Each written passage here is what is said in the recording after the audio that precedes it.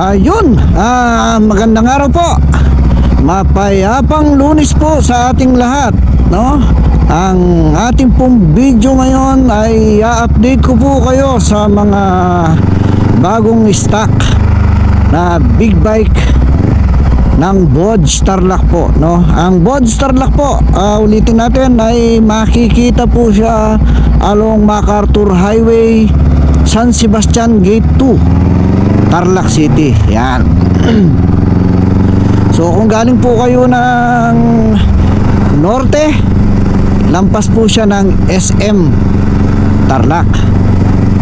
Ngayon kung galing naman po kayo ng south, lampas po siya ng City Mall ng Tarlac din po. Yan. Ang mga ano po, pag sa SM, lampas lang po siya siguro mga mahigit 1 kilometro. Pagka nanggaling ka naman ng south, from City Mall, 100 meters lang po siya, siguro mga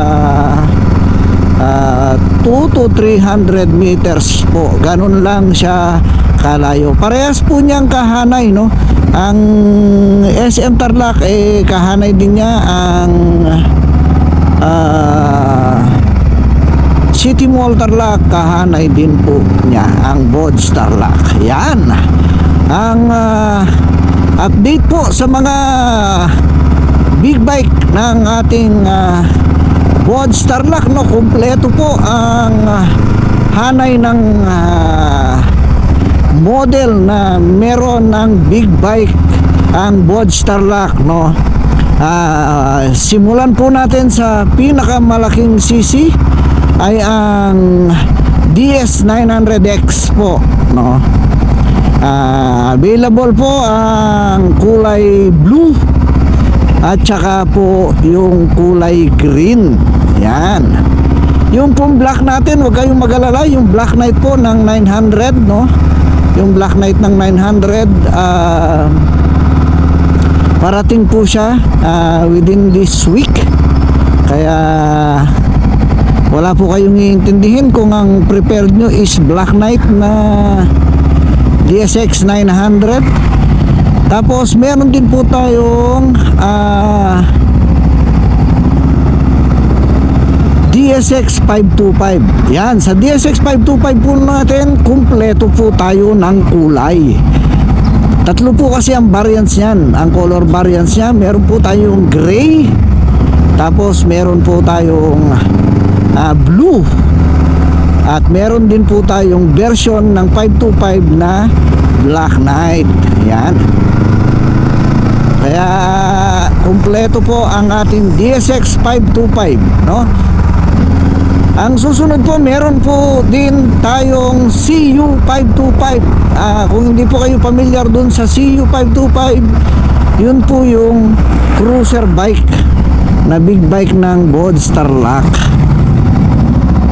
Available po ang kulay natin ngayon ay blue at saka po yung green. Yan. For delivery din po yung ating matte black na CU525, no? Yan, kasabay po siya noong Black Knight na DS900X.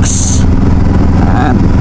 Meron din po tayong 525 AC. Kung familiar po kayo dun sa 500 AC, ganun na ganun din po siya. Ang pinagkaiba lang po niya is 525. Yung pong height niya, yung pong ano niya, as in kamukhang kamukha po niya, no? Makina lang po yung naging diferensya niya. Unlike po si 525 ACX 525, sobrang magkaiba na po sila. Unang-una, mas mataas po si ACX kasi 17 na po, 19 na po yung kanyang rim sa harap, ay yung mags niya sa harap, tapos is 17 po siya sa likod. Unlike po si 525 AC, yung mga AC natin, 17 po yung kanilang mga gulong. Rear at saka front niya 17 po parehas. Yan. Tapos naka-spoke na po ang ating 525 ACX, no? So expect natin mas magaan syempre.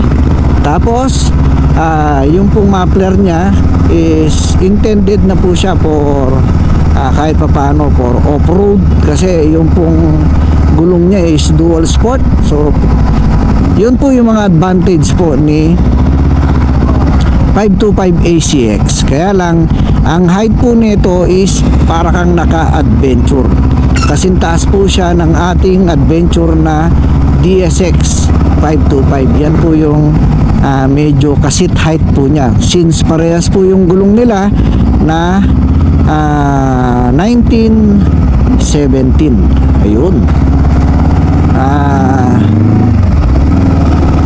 Meron din po tayong available na 500R. Yan, meron pa rin po tayong 500R. Ganon pa rin po yung presyo niya sa halagang 265. Meron na po kayong 500cc na big bike, no? Tapos ang ating 300 rally, yan, sa halagang 216,000, meron na din kayong 300 rally. Yan po yung ating pang off-road na bike natin.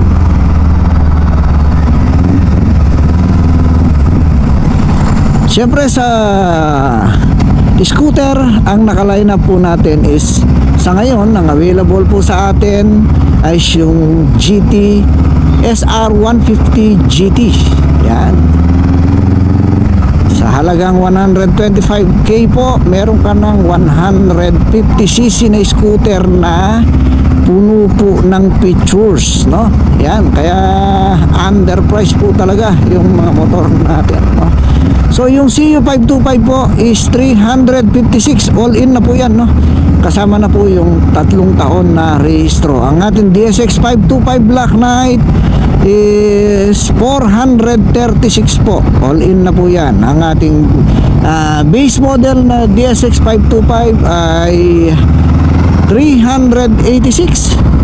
Tapos ang ating 525 AC is 346. Ang ating Black Knight na 900 ay 656. At saka yung base model po ng 900 natin is 636. Ang mga 900 po natin, sa presyo po nila, maliban po sa rehistro, kasama na po lahat ng boxes niya, side pannier at saka po yung top box niya. Kahit yung base model po niya, kahit yung Black Knight po niya, kasama na po yan. Unlike po sa DSX natin na 525, si Black Knight lang po ang mayroong set of boxes, no? Ayan. So na-update ko na po kayo sa mga stock ng Bods Tarlac.